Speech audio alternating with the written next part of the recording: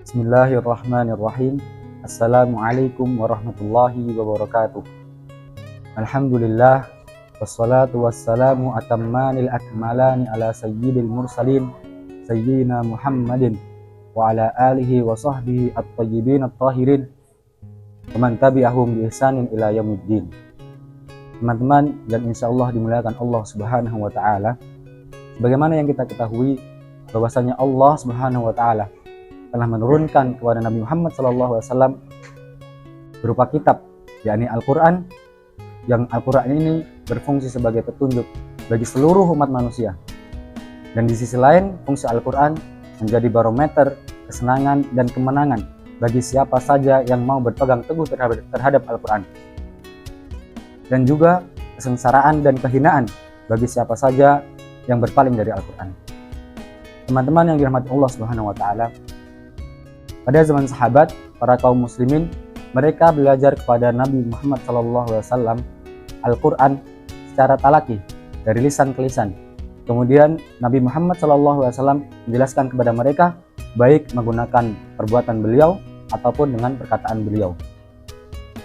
Mengutip apa yang disampaikan Syekh Hafnawi Hafidhahullah Ta'ala di dalam kitabnya Fatawa Mu'asirah, mengenai pertanyaan apakah Nabi Muhammad SAW menafsirkan seluruh ayat Al-Quran atau hanya menafsirkan sebagian ayat saja. Di sini setidaknya beliau memaparkan dua pendapat. Pendapat yang pertama, bahwasanya Nabi Muhammad SAW menafsirkan seluruh isi Al-Quran. Mereka berdalil yang pertama dengan ayat Allah, A'udzubillahi minasyaitonirrajim, wa anzalna ilaika dzikra litubayyana lin-nasi ma nuzila ilaihim. Sesungguhnya kami telah menurunkan kepada Muhammad peringatan agar kamu menjelaskan kepada manusia apa yang telah diturunkan kepada mereka. Kata Al-Bayan di sini mencakup seluruh makna Al-Quran sebagaimana ia mencakup lafaz-lafaz Al-Quran.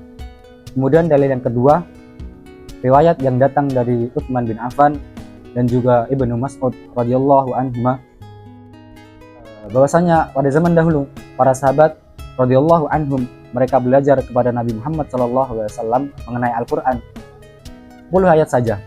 Mereka tidak akan lanjut kepada ayat berikutnya kecuali mereka sudah belajar dari Nabi langsung pengamalan dan ilmu dalam ayat-ayat tersebut. Maka para sahabat rela menghabiskan waktu yang sangat panjang untuk mempelajari Al-Quran.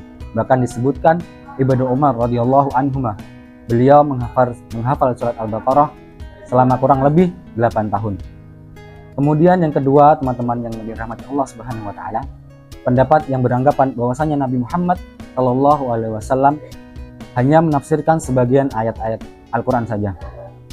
Mereka berdalil yang pertama, riwayat dari Aisyah radhiyallahu anha, bahwasanya Aisyah beliau berkata, Nabi Muhammad SAW tidaklah menafsirkan ayat-ayat Al-Quran kepada para sahabat kecuali dengan kadar yang telah diajarkan Jibril kepada beliau.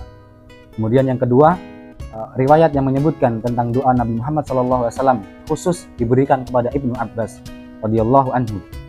Allahumma faqihhu fid din wa 'allimhu ta'wil. Ya Allah, pahamkanlah dia terhadap agama dan ajarkanlah dia ta'wil. Maka jika Al-Quran, penjelasan Al-Quran ini terdengar langsung oleh para sahabat dari lisan Nabi Muhammad SAW, maka apa faedah dari doa khusus Nabi Muhammad SAW terhadap Ibnu Abbas?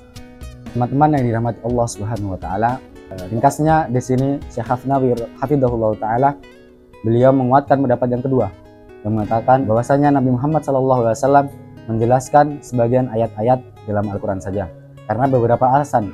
Yang pertama, kalau seandainya Nabi Muhammad SAW menjelaskan seluruh isi Al-Quran, maka tidak mungkin ada perselisihan tafsir di kalangan para sahabat mengenai beberapa ayat.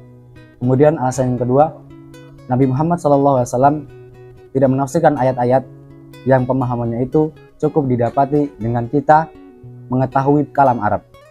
Dan para sahabat tentu mengetahui kalam Arab karena Al-Quran turun dengan bahasa Arab. Kemudian yang ketiga, yang terakhir, Nabi Muhammad SAW juga tidak menafsirkan ayat-ayat yang ilmunya itu dikhususkan Allah kepada dirinya, seperti terjadinya hari kiamat, kemudian hakikat ruh, dan hal-hal yang gaib yang lainnya. Dan Nabi Muhammad SAW hanya menafsirkan ayat-ayat yang datang secara global, kemudian diringkas oleh beliau, diperinci beliau di dalam hadis mengenai tata cara sholat, haji, zakat, puasa, dan lain sebagainya. Demikian yang dapat saya sampaikan. Semoga bermanfaat. Wallahu a'lam. Ihdinas siratal mustaqim. Wassalamualaikum warahmatullahi wabarakatuh.